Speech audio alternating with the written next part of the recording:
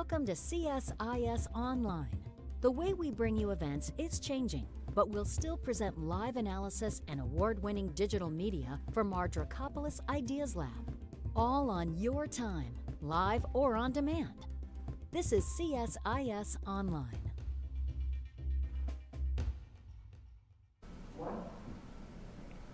Great. Good morning to everyone. Welcome to CSIS.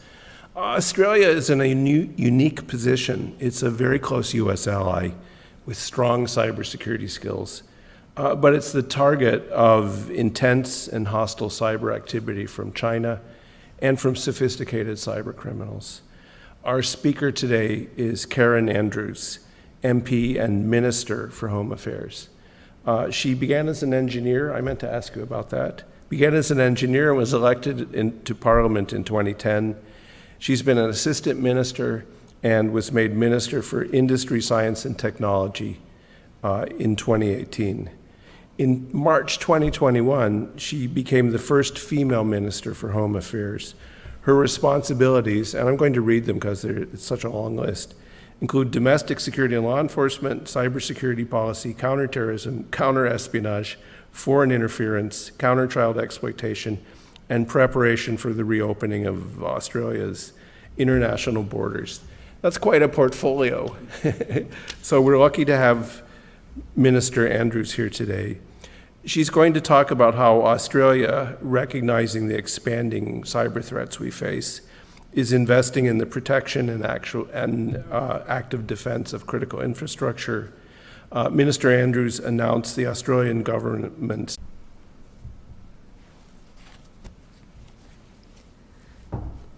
Well, thank you very much, and good morning, ladies and gentlemen.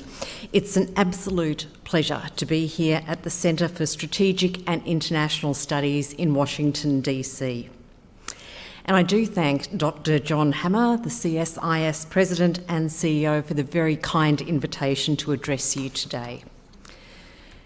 It's an honour to be the first Australian Minister to visit you following the appointment of Dr. Charles Edel as the inaugural Australia Chair here at CSIS.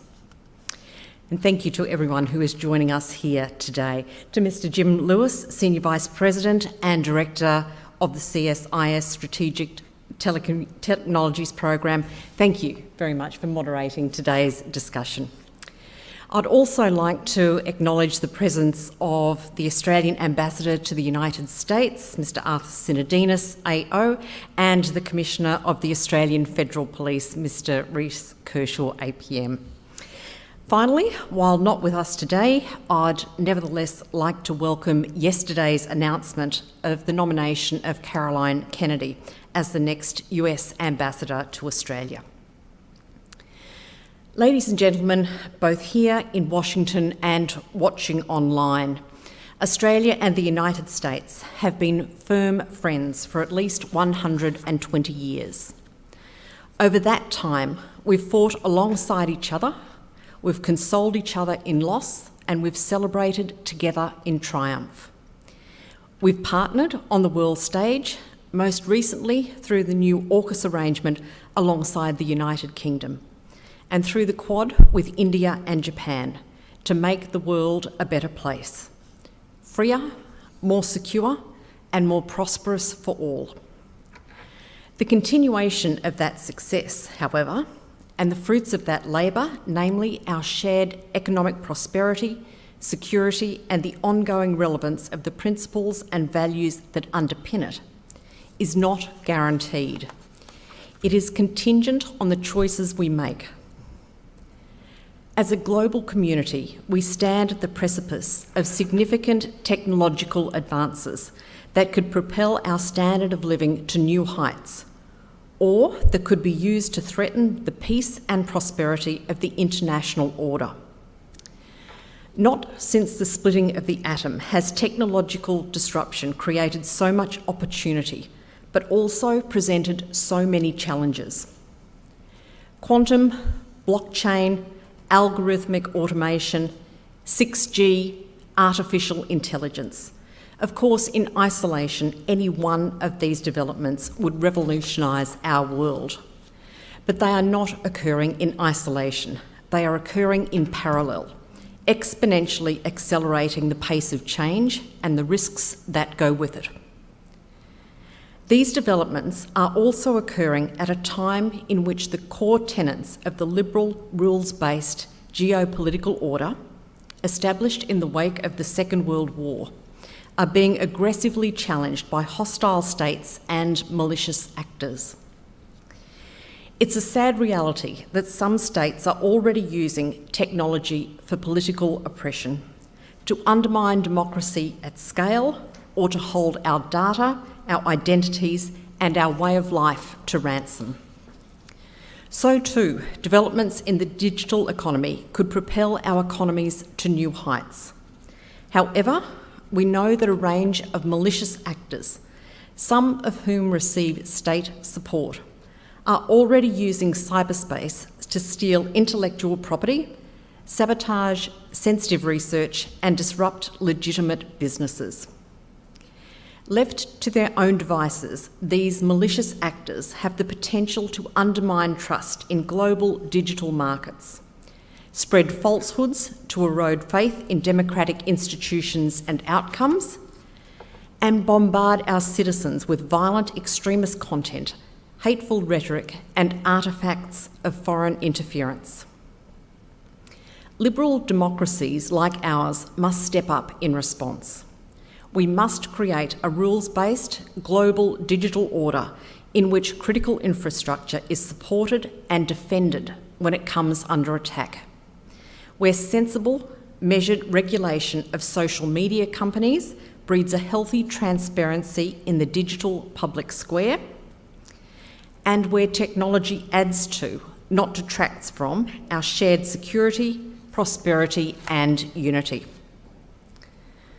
Of course, we have already started down that path through AUKUS, the signing yesterday of our bilateral Cloud Act agreement, and through our joint attribution of state-backed cyber attacks.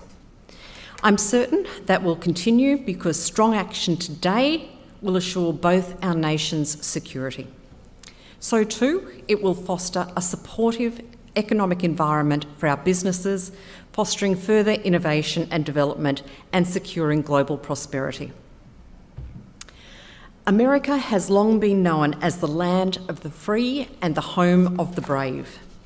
In Australia, we're the lucky country. But it's not luck that sees us avoid, thus far, a cataclysmic cyber attack. It certainly hasn't been because we're not a target. In the past 2 years, we've seen cyber attacks on federal parliamentary networks, logistics companies, small businesses, hospitals, utilities, schools and university, amongst others. Just last week, we saw reporting in the Australian media about a ransomware attack on a major energy provider. Thankfully, that attack did not result in any interruption of power supply to consumers. And in recent days, we've seen digital infrastructure across the world come under pressure as a result of the Log4j2 vulnerability. Exploitation of the Log4j2 vulnerability demonstrates yet again just how bold malicious cyber actors have become, threatening and attacking the very architecture that enables a secure, open exchange of digital ideas and information. We can't be complacent about this threat, and we cannot act in isolation. Support from our friends and colleagues here in the United States and elsewhere has certainly played a role in keeping us safe. My presence here today and my signing of the Cloud Act agreement yesterday is testament to that. But most importantly has been Australia's robust, multi-layered approach to cybersecurity, built on the 3 core concepts that I will address in turn today. Firstly, support for industry. In Australia, as in America, the federal government only operates a small proportion of the nation's critical infrastructure, which we define not only as power plants and airports, but also universities, food and groceries, banks, space and logistics firms, to name just a few. Owners and operators have an important frontline role assuring their own cybersecurity. But with the tools and resources available to the federal government, it makes sense for our specialists to step in and assist as a last resort when these companies come under serious attack. Secondly, support for security agencies and law enforcement. We've given our police and law enforcement bodies important new authorities to go after cyber criminals directly, taking the fight to those who peddle in ransomware, child sexual abuse and hateful extremism. We've also embarked on a program of major legislative reform to ensure our laws are fit for purpose as we head towards the start of the second quarter of the 21st century. And thirdly, support for citizens. We're raising awareness of the cyber threat and embedding cybersecurity into the muscle memory of our society so that cybersecurity becomes as reflexive as locking the front door or putting on a seatbelt. We're also protecting Australians online by introducing new court powers to force global social media giants to unmask anonymous online trolls. By supporting these three pillars, we have thus far kept Australia safe from a massively disruptive cyber attack. But they are no panacea. Cybersecurity is a complex and evolving field. If left unattended, digital spaces could become an existential threat to our prosperity, sovereignty, values and principles. No one can afford to be complacent, least of all the owners and operators of our most critical, sensitive and relied on technologies. In the 2020-21 financial year alone, 1/4 of cyber incidents reported to the Australian Cybersecurity Centre were associated with Australia's critical infrastructure or essential services. While Australia has not yet suffered a major cataclysmic attack on its critical infrastructure, our intelligence and cybersecurity agencies assess it is no longer a matter of if an attack will occur, but rather when. That's why Australia is urgently passing new laws to ensure we are better prepared to prevent and respond to cyber attacks, including from hostile foreign state actors. On the 22nd of November, the Australian Parliament passed the Security Legislation Amendment Critical Infrastructure Bill. This legislation expanded Australia's definition of critical infrastructure to include energy, communications, financial services, defence industry, higher education and research, data storage and processing, food and grocery, healthcare and medical, space technology, transport, and water and sewerage sectors.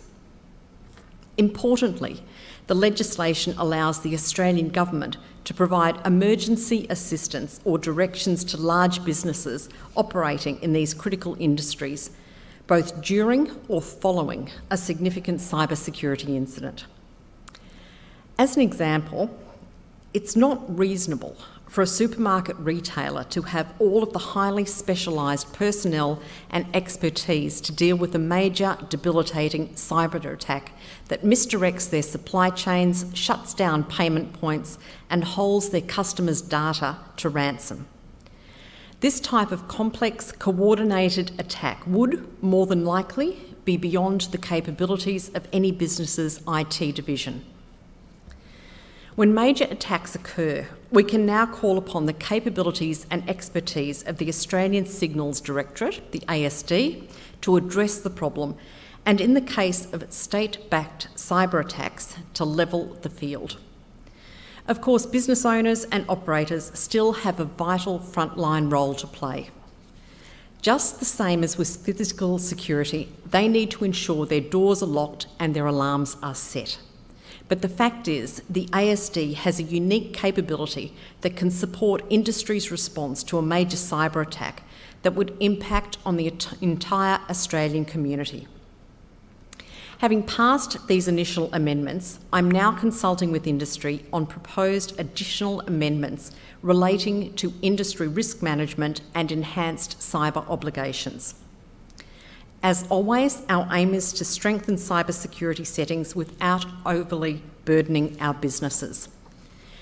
This balance, though it's sometimes very hard to strike, has never been more important as we look to our business sector to help us recover from this once-in-a-century pandemic. That's why we're also supporting industry by setting clear expectations about supply chain integrity. Last month, I released the Australian Government's Critical Technology Supply Chain Principles, 10 voluntary principles designed with and supported by industry to give businesses and consumers the confidence to take up, invest in and further develop critical and emerging technologies. Critical technologies such as quantum computing will herald untold advances for humanity. But at the same time, we can't allow our nation's growing reliance on these technologies that can be hacked, held to ransom or otherwise disrupted to become a major strategic vulnerability. Our critical technology principles cover security by design, transparency and autonomy and integrity. They ask businesses to have a good understanding of who their suppliers are, whether they act with integrity and in line with Australian law and human rights responsibilities. Taken together, the principles will improve the management of critical technology supply chains across the economy, build Australia's resilience to future shocks, address growing risks to our national security, economic prosperity and social cohesion, and increase consumer confidence in technologies that are or will be fundamental to our long-term prosperity. But of course, this is something that we cannot do alone. In July, I had no hesitation joining with the United States and other international partners in expressing serious concerns about the malicious cyber activities by China's Ministry of State Security, following their exploitation of vulnerabilities in the Microsoft Exchange software to affect thousands of computers and networks worldwide, including in Australia. Australia has also publicly attributed malicious cyber activity to North Korea, Russia and Iran. We call out these malicious activities to highlight the significant risk they can pose to Australia's national security or our international stability. Sadly, the threat of state-sanctioned cyber attack is real and it's growing. In response, liberal democracies must ensure our national security, law enforcement and intelligence agencies have the resources, powers and authorities they need to keep us safe. Many here will be familiar with Operation Trojan Shield, known in Australia as Operation Ironside. For those not aware, the operation saw the Australian Federal Police working closely with the FBI and other international partners, successfully develop an app, a NOM, that criminals thought facilitated secure, anonymous communication. Little did they know, but the NOM app, an idea conceived over a beer between colleagues, was giving police and law enforcement officers a full readout of their most sensitive discussions, where drug transactions were going to take place, how they planned to illegally import weapons, and who they planned to silence next. In Australia alone, this operation has seen more than 300 alleged offenders charged and more than $50 million in cash seized. Now, I'm confident that Operation Ironside was the start of a new area in digital police work, and I'm glad that the Australian Federal Police Commissioner, Reece Kershaw, has joined me on this trip. And we both look forward to meeting with FBI Director Christopher Wray later today to discuss what more can be done. Despite the incredible success of Operation Ironside or Trojan Shield, it's a sad fact that, in the main, the internet continues to be a frustrating place for law enforcement and intelligence agencies. Criminals' identities, locations, and their activities are often concealed by encrypted communications and anonymising technologies. And our laws have not always kept pace with rapid advances in technology, making it difficult to bring criminals to justice. That's why our second area of focus when it comes to cybersecurity has been support for law enforcement and the modernisation of our legal arrangements. In August this year, the Parliament passed the Surveillance Legislation Amendment Identify and Disrupt Act. It introduced new powers that substantially boost the capacity of the Australian Federal Police Force and Australian Criminal Intelligence Commission to fight cyber-enabled crime. The new powers represent a three-pronged approach: disrupting data to frustrate offenders, collecting intelligence, and taking control of alleged offenders' online accounts for the purpose of gathering evidence.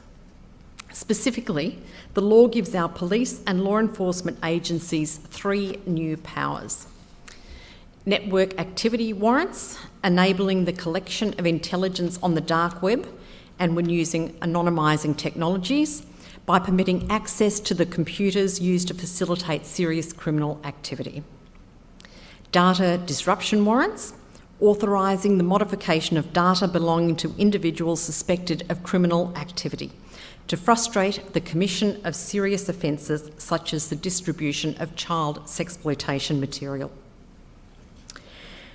Thirdly, an account takeover power, enabling law enforcement to take control of a person's online account to gather evidence about the alleged criminal activity of an individual and their associates. Australian law enforcement agencies have already begun using these new powers, and I anticipate having more to say about how they've contributed to arrests and prosecutions in due course. We aren't stopping there, though. I've also enacted a suite of measures empowering police to combat the rise of ransomware as an extortion tactic. In October, I announced Australia's Ransomware Action Plan, which sets out a suite of operational, policy and legislative reforms that support law enforcement and protect our businesses. These include developing a specific ransomware reporting regime. The regime will ensure valuable information is flowing to the Australian Cybersecurity Centre to improve law enforcement's threat picture of ransomware attacks in Australia.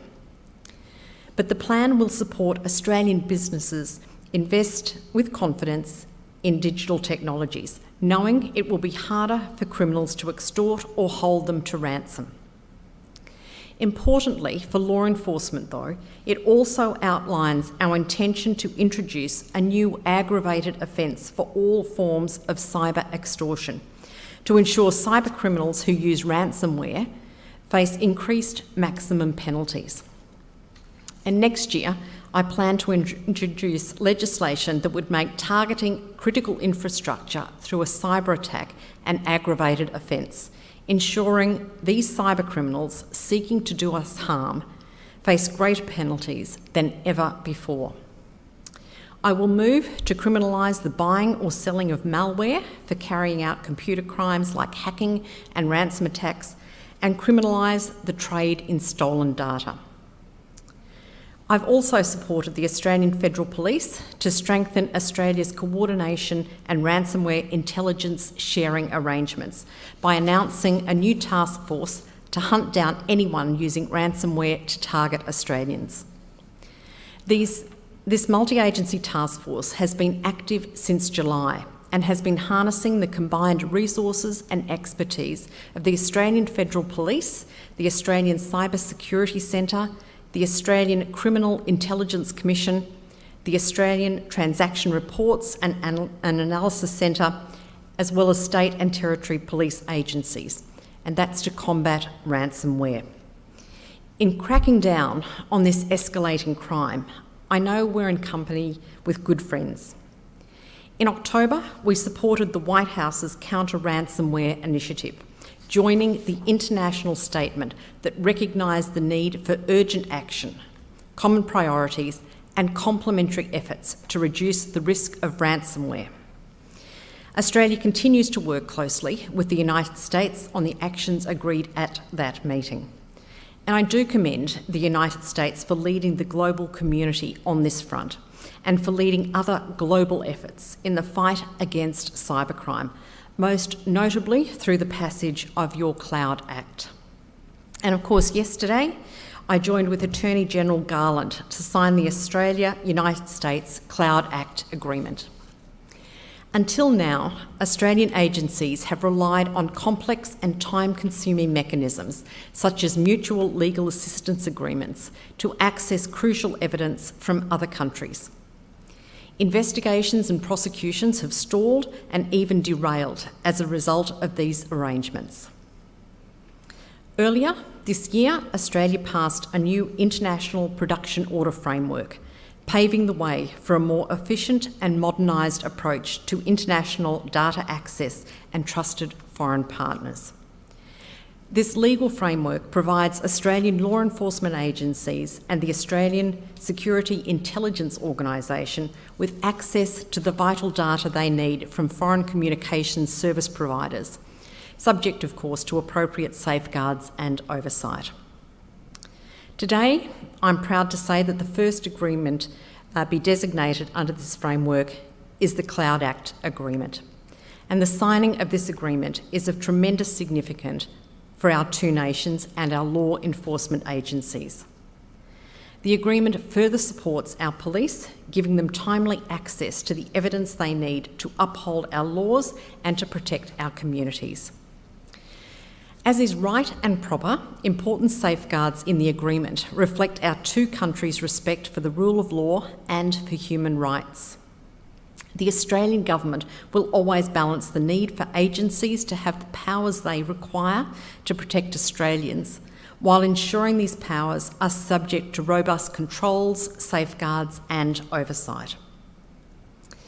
Of course, legislative amendments and international agreements are important, but these must translate into direct benefit for our citizens, who are the final pillar in our approach to cybersecurity.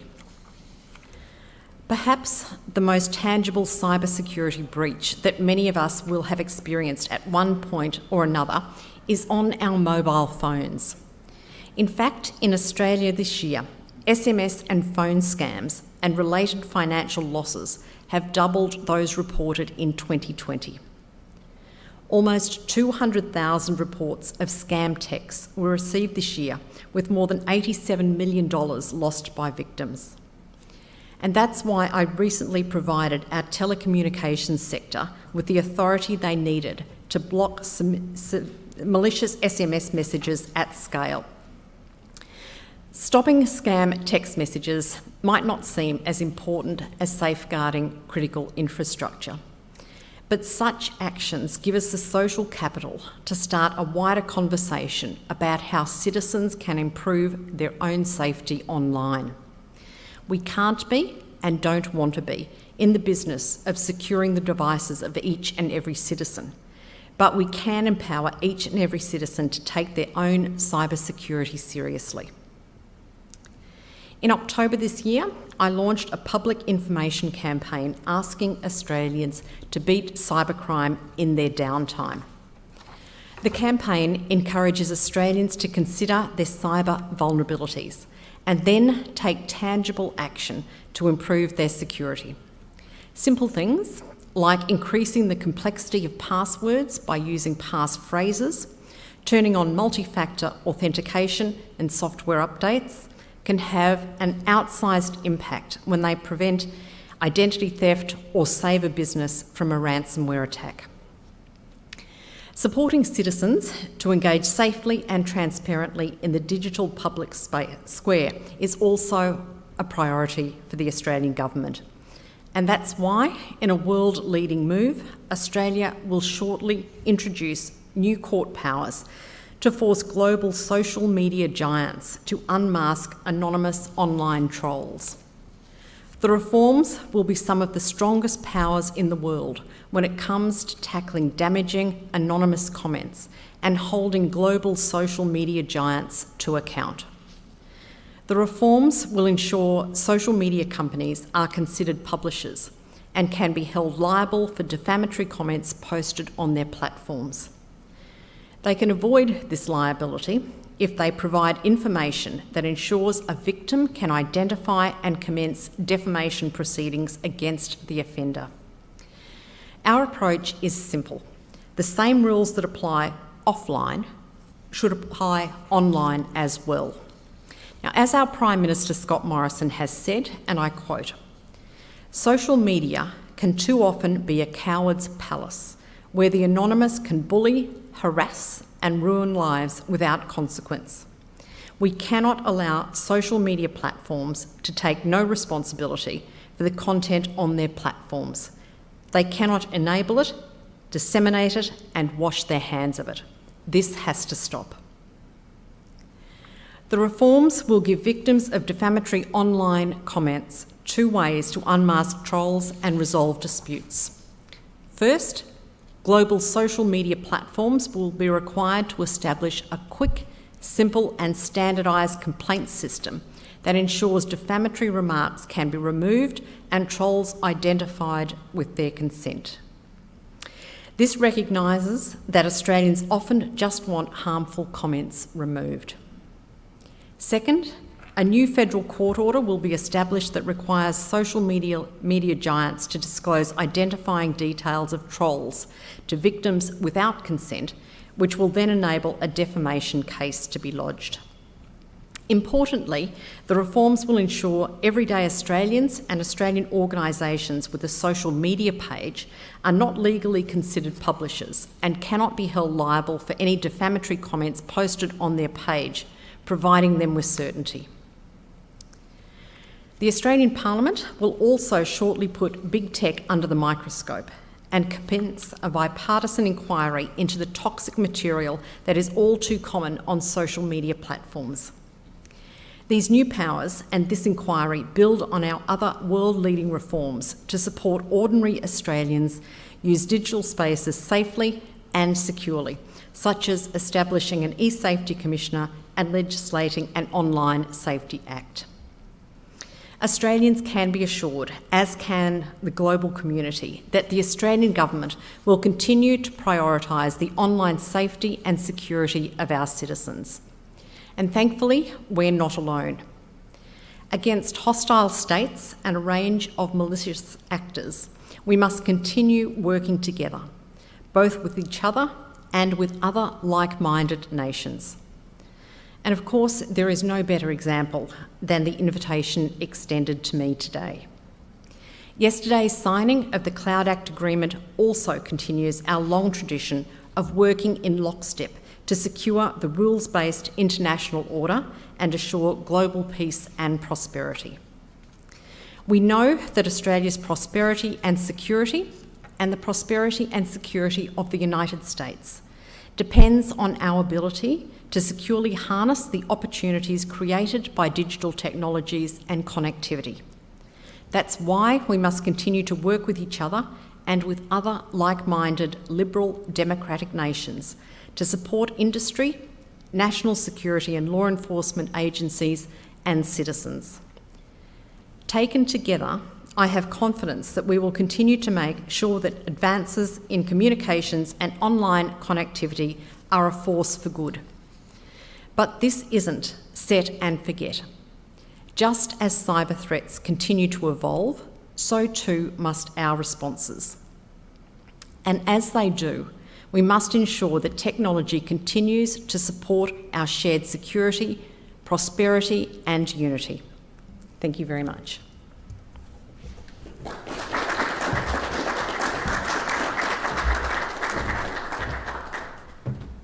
Thank you, Minister. You've been quite busy, so we have a lot of ground to cover. We are getting questions in. Do you want to bring the first tranche up? And then I'm going to start with a few questions from the online audience.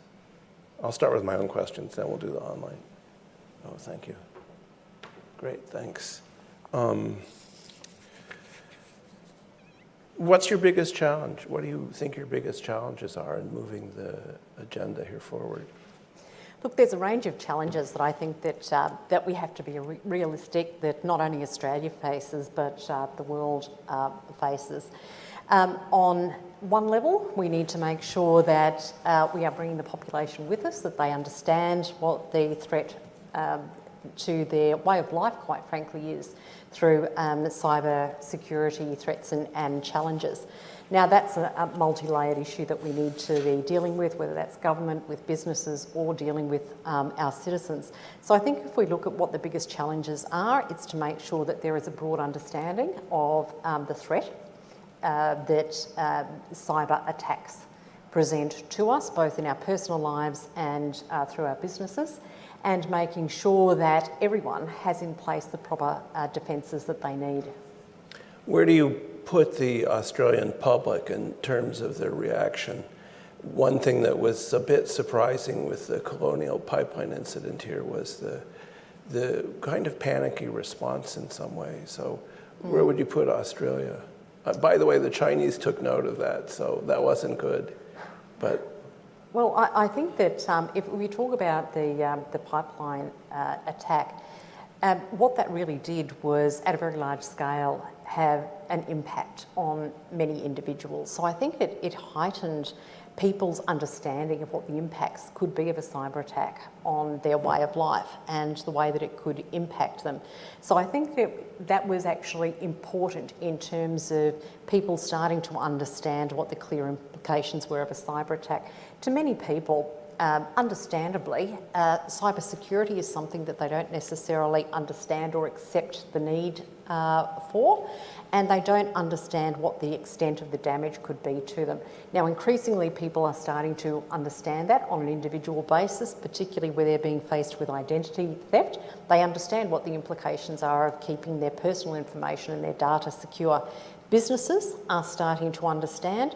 I'm not sure that overall, globally, businesses are as aware as they need to be of the implications of cyber threats and what they need to do.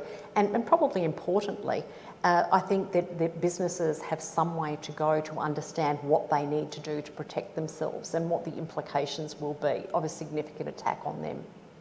So I read the legislation on critical infrastructure passed in November.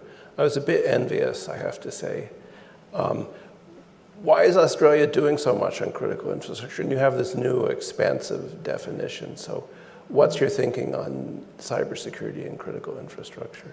Well, fundamentally, when we looked at what we needed to do with critical infrastructure, it was making sure that we could maintain the Australian way of life. And we understood that with critical infrastructure, if any of the sectors that we identified as being critical to Australia had a significant disruption, it would fundamentally change the way that businesses operated and how Australians lived their lives.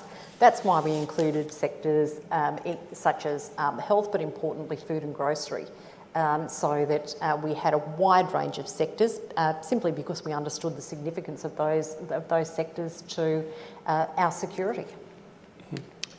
What are the politics of cybersecurity in Australia?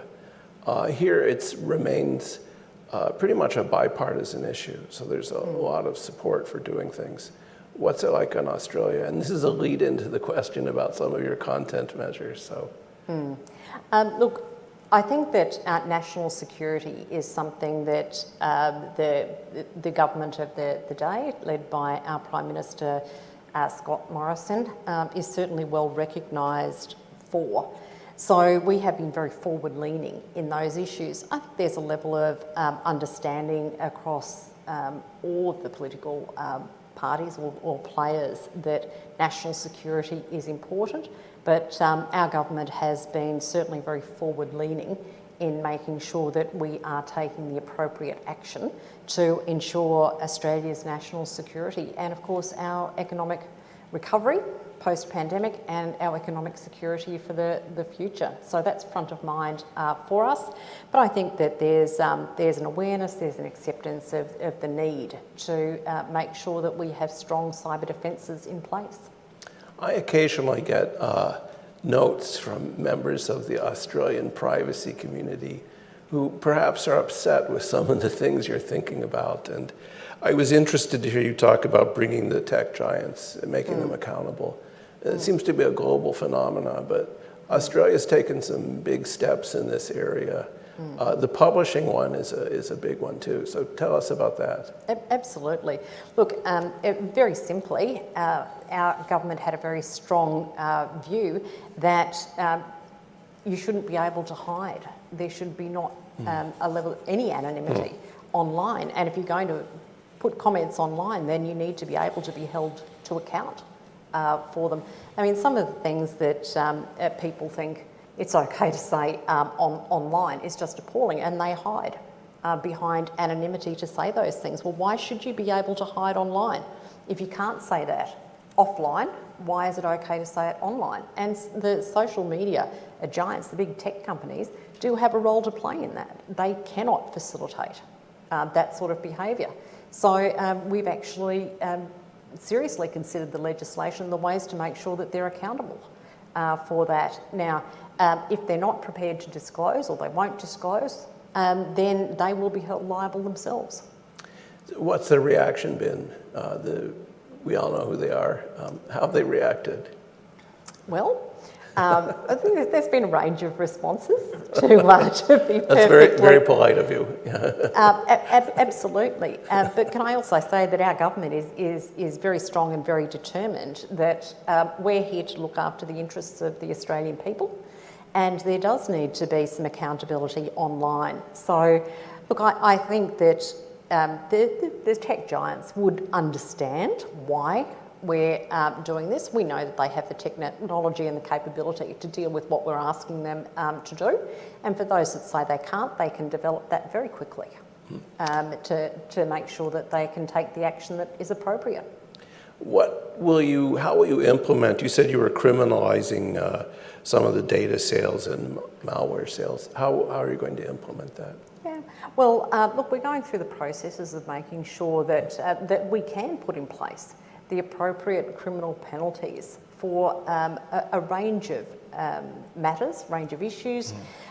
We will be working through that process. We'll be working closely with the Australian Federal Police, working closely in Australia. Our Attorney General has carriage of many of those matters. We'll be looking to implement as soon as we possibly can. But what we wanted to do by even making the announcement was to send a very clear message that Australia does not take these matters lightly, and that we are prepared to legislate and we are prepared to criminalise these activities. It sounds like Australia's decided to take a position on extraterritorial application, because a lot of these networks are global. A lot of the companies are located outside your territorial jurisdiction, but it sounds like you've decided to take action anyhow. How do you intend to deal with extraterritoriality? Yep. Look, good question. I think it was important that Australia took the steps that it did and that it has. But if I go back to what I've said earlier, we can't act alone in this. So we will be looking at cooperation. We'll be looking to continue our close cooperation with the United States, amongst others. And we know that there is significant interest from other countries in the legislation that we have passed. And so we will be working to look at what we can do in conjunction with other nations to make sure that those that have conducted themselves in a manner that we don't find acceptable, and many people don't find acceptable, are held accountable. So we will continue to work, but we did have to make a very strong statement, and we did have to put in place some things that were necessary to protect Australians. So usually every year I predict that next year we'll get some kind of legislation on privacy and accountability. And usually every year I'm wrong as well. But maybe next year, you never know. What would your advice be in terms of thinking about legislation? There were, I think, 160 bills on cybersecurity, including content, in the Congress this year, which a little more shows a high level of interest, and that generally means eventually they'll get there. What would you advise them to look for? What would you say the pitfalls are in designing both cybersecurity and maybe content control? Yeah. Look, it's a very interesting question that you've just posed for a number of reasons. So we know that the environment is changing and it's changing quickly. So that gives a very strong need for us and for other nations to act as quickly as they possibly can. Now, because things are changing so rapidly and the need is so strong to move quickly, it ultimately comes down to priorities. So in Australia, what we did was prioritise our critical infrastructure and protecting that because of the impact it would have on the Australian people. And the other part that we've focused on is making sure that we're putting in place the protections for individuals, and that's why we've looked at the scam messaging amongst other things as well to support them.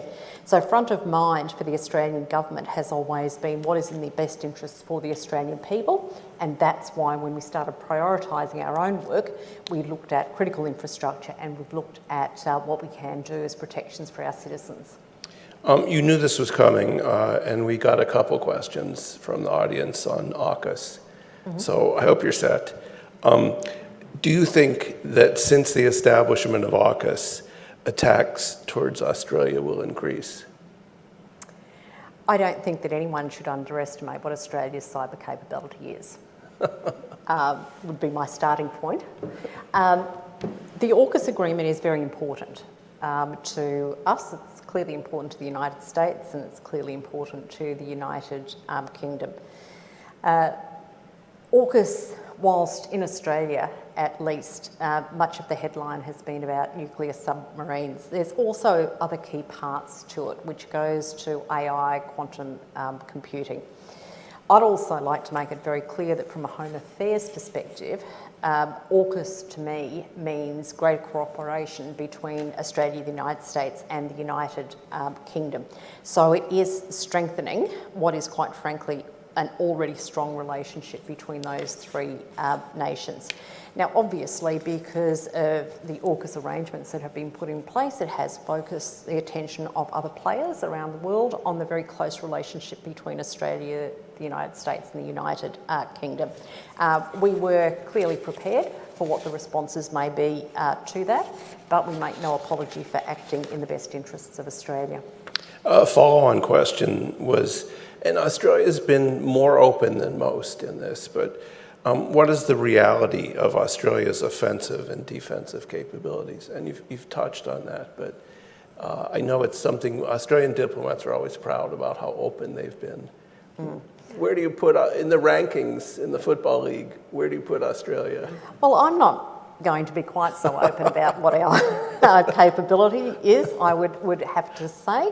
But what I will say is that I have been particularly impressed by both our defensive and offensive capability. That's a good answer. One of the questions is a little... And I'm not easily impressed, I've got to tell you either. So okay, yeah. Well that's a good sign. So we'll read between the lines. You were the minister for what was it, industry, science, and technology. Yeah, and one of the questions is about what is the Australian government doing when it comes to the emerging technologies? This is sort of your old portfolio, but. Since it came in, let's ask it. Yes. So critical and emerging technologies are clearly very important for us. So when I was in the role as Minister for Industry, Science and Technology, we started seriously looking at what that actually meant to us and starting to look at the definitions of critical and emerging technologies. So we looked at international examples, and just recently we have actually released a paper that actually goes through, it's 63 critical emerging technologies that are significant to us in Australia. Now, I don't want to just call it a starting point, even though it is to a point, because that is meant and always will be a very fluid document. So the 63 technologies that we've looked at and we've specified as critical as we sit here now. So we will obviously change those over time to adapt to the environment in which we work. But I think it's a very good document, clearly setting out the technologies that are important. It's important for a couple of reasons. One, it focuses Australia and Australians, particularly our businesses, on where there might be opportunities, where the government is clearly defining areas of need but potential growth as well. And I think we've also shown and been able to demonstrate globally that critical emergency technologies is something that Australia has considered and has done a significant amount of work on already. Just to push on that a little bit, what's the best way for the US and Australia to partner? This has come up in AUKUS, in the Quad, in the Five Eyes context. This is a little off topic, but what would you recommend for us to build a better partnership on S&T with Australia? Well, if we talk broadly about science and technology, I think that it's important. Australia recognised some time ago that we couldn't continue to be, or try to be, all things to everyone. So we have been very strategic about the work that we have been doing. We've looked at what our capabilities are. A good example of that was the manufacturing policy that we announced and have already been implementing probably for over 12 months now. That actually set out some key sectors for us. So instead of trying to be, for example, a manufacturer of all goods in Australia, we looked at where our strategic areas were going to be. Now, I think the opportunity is there for Australia and the United States to work closely together to look at how we can partner, whether it be in manufacturing, whether it be in resources, to make sure that we're not necessarily duplicating effort, but we're working to support each other. There's a follow-on question that gets back to the topic, which is how can Australia better partner with the US and news bodies like AUKUS or the Quad in cybersecurity? What's the way to partner there? Well, I think it's to look at what the individual strengths are of the two nations and to work cooperatively together. And I will actually use an example of the space sector where Australia and the United States have worked very closely together, and that is with the Artemis program that NASA is in the process of implementing. When we worked with NASA initially, we talked to them about the technologies that we believe we had expertise in, and there's a couple of areas that we are pursuing with NASA. Now, we can't be part of the entire space program, but there are strategic parts for us to work with NASA. So I think when we look at cybersecurity, we've got already models, templates in place that we can start to look at and say, well, here are the strengths for Australia and here are the strengths for the United States, and let's actually work cooperatively together. What would you focus on when you work cooperatively? Would it be threat assessment? Would it be developing countermeasures? I mean, what would be some of the crunchy details of cooperation? Yep. So I think it is looking at what cyber defences we should have, but we should also be working and continuing to work cooperatively on intelligence sharing to make sure that there is a level of, or a high level of cooperation between Australia and the United States. That already exists, but we should always continue to work towards building on that, particularly with sharing of intelligence. So those are probably the priorities for us, but developing the capability to deal with attacks is very important to us. And at our Australian Signals Directorate, we believe that that is right up there with the absolute best in the world. So there's information that we are able to share to assist capability development here in the United States. And undoubtedly, there are many things that the United States could share with us in terms of developing that capability. No, I'd put ASD at the top of the league too, but you got a lot of practice. Unsurprisingly, we got a couple more questions about the social media and content control, so we'll just go ahead and do them here. Are there different standards for removing content for public and private individuals? Look, let me start by saying that we're in the very early stages of this. I think what we have done so far has absolutely set the groundwork for it. Now, there will need to be consideration given to how this unfolds for individuals as compared to businesses, what happens with their social media. But overall, you will see a consistency in the response from Australia. I mean, we would not expect, for example, a business to be making defamatory remarks about another business or an individual and being able to do that online. If you're actually talking about businesses, though, they don't tend to hide often, but they do. So we will be doing all that we can to draw out those businesses as well and not allow them to hide behind anonymity, because it does happen. For individuals, we are very conscious of the impact where people's lives can and have been ruined by what has been said and done online. A follow-up to that, talks in quite length about how do you define defamation? Do you take an action before defamation is proved? What's the process here? So I think that's sort of an interesting one. I mean, who makes the decision that there's defamation? Normally it would be a court, but is that what you're going to, how will this work? So it would be the individual, for example, choosing to pursue an action of defamation. So that's actually the key point for us. So if an individual has a claim that they have been defamed online, then through the complaints process that the social media giants have to put in place, there will be a resolution of that where the identity of the individual who has made those comments can and should be disclosed. It will then, and it may well be, as I indicated when I was speaking, that it might just be the removal of those comments will be sufficient to resolve the issue. But should an individual choose to pursue action, then that will go to the courts and there will be a determination made by the courts, just as there would be in any defamation action offline as well. So we're trying to make sure that any actions that are available offline will be available for online claims of defamation. What's your role in the decision making on this? Do you make a decision that something's defamatory? Do you ensure that the companies take action? That's not the role of the government. Okay. That will be up to the individual to determine. Our legislation is to enable disclosure of someone who is hiding behind anonymity and to have them drawn out, disclosed, and then it will be up to the individual who believes they have been defamed to take action, should they choose to do so. Tell us a little bit about the Cloud Act. It's not popular in Europe. I just came from a conference there. Why did you decide to sign? What are the benefits for you? You're the second, aren't you?